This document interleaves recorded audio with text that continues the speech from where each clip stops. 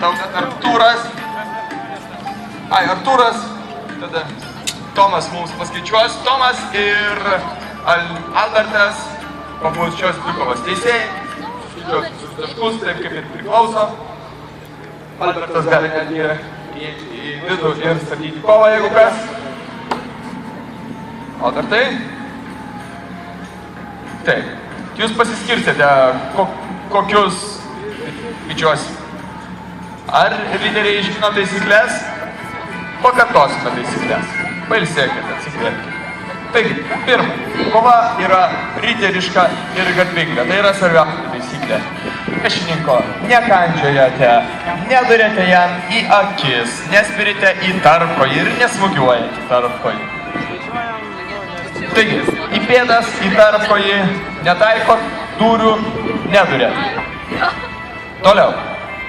Skaičiuojami tik tais stiprus pataikymai. Leiskite man šiek tiek kuoką, pakelkite skydą.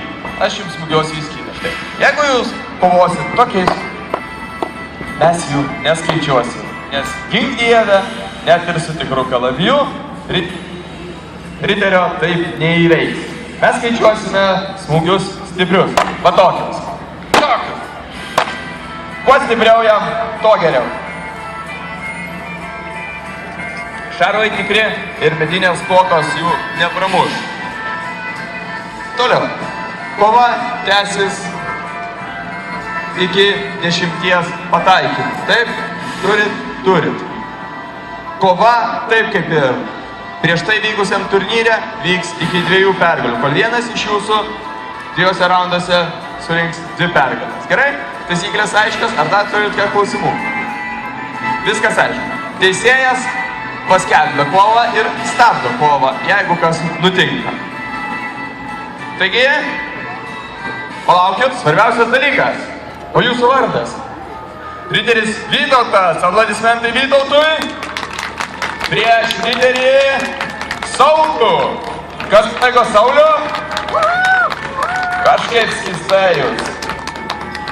Gerai, pradedame kovą ir jūsų aplodismentai Vytautui ir Sauliui. Pirmyn, laukiame 10 stiprių pataikymų. Vyrai apšyla. Stipriau! Gerai. Sustabdame kovą šiek tiek. Stop. Taigi, keli smūgiai buvo stiprų. Čia dar kartą primenu, jog įsivaizduokim, kad čia buvo beveik apšilimas. Smūgiuoti ir turite stipriai. Gerai? Pabandot stipriai iš rankos. Iš viso kūno. Taigi, laukiame Alberto, kol jis paskelbs kovos pradžią. Ir pirmin, o jūs šūksniais raginat Vytautą. Taigi, hei! Kas už Vytautą? O kas už Saulių?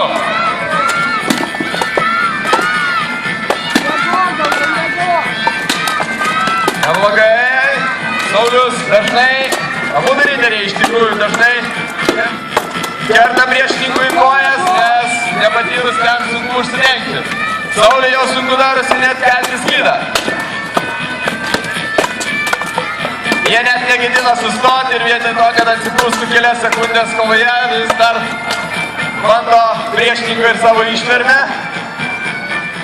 Gerai, pirmas raundas baigtas, atsiremkite į tvorą, pakvepuokit, ginklanešėje atidarykite jiems antveidžius.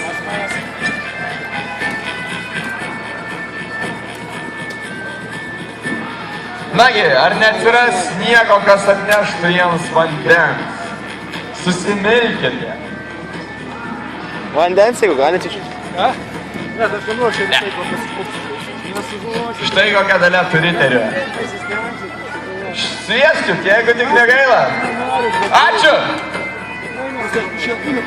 Nereikia jau, nereikia! Prašau, vanduo riteriams, padalinkite abiem.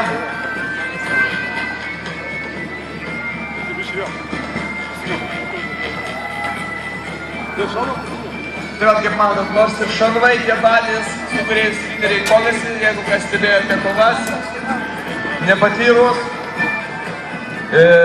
Viena minutė šarvuose yra varginantis, viena minutė kovos šarvuose yra varginantis laiko tarpas.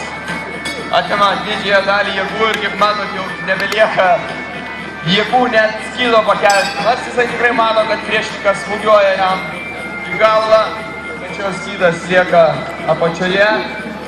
Jisai sveria dar kelis kilogramus ir šarvuota ranka sveria dar kelis kilogramus. Bet įsivaizduokit, kad jūs išėjate į bokso ringą su dviem gerais tokiais 6-7 kg hantelis ir op, kairė dešinė, kilnuojat, smūgiuojat. Dar jums uždengia burną, akis, nosį užspaudžia, neleidžia kvėpuoti ir uždeda šiltus kailinius, panašiai kaip kad jie yra aprengti storais vilna kimštais pošarviais, kurie suminkština smūgius.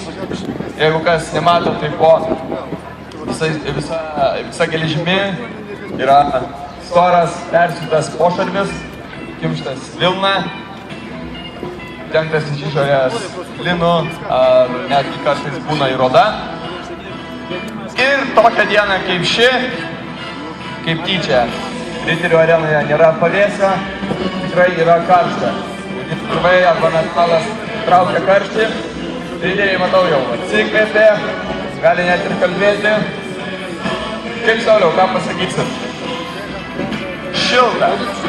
Daugiau nėra žodžių komentarą. Ne tiek sunku, kiek šilta, ar ne? Karšta ir sunku kvėpuoti. Vytauto nuotaika matau geresnė šiek tiek. Vytautai, kaip jums? Kova? Normaliai? Jeigu problemų karšta šilta. Supratau. Ištvermės sako, ne problema. Aš atsigersiu. Man karšta juos darosi.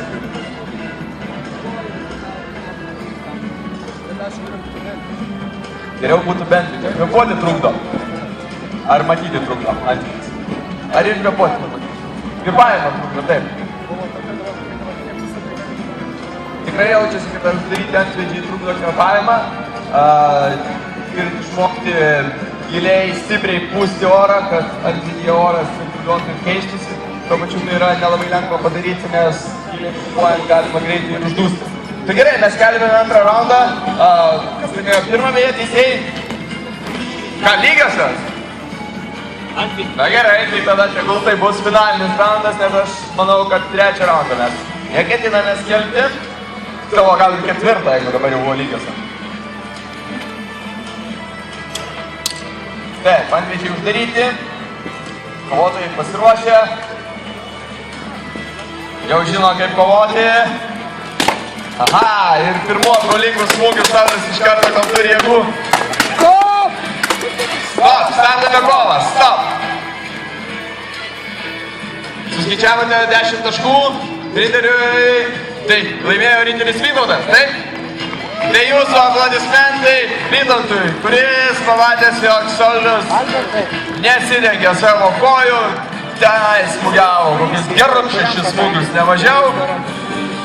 Dar šiek tiek į kitas kūno dalis ir Riteriai, aš matau, jau žingstai iš arenos nenori net nusilenkti, nusimti šalmų, padėkit panašiai. Nuimkit šalmus, parodykit mūsų narsuolių veidus plačiai visuomeniai, kad matytų, žinotų, mylėtų, gerbtų, alum pavaišintų šiandieną galų gale. Nes niekas jiems į areną jo neatnešė tiktais vandens. Matyt, dėl to taip tingiai ir kovėsi, ar ne? Nuimkite tą pošą, taigi karštą.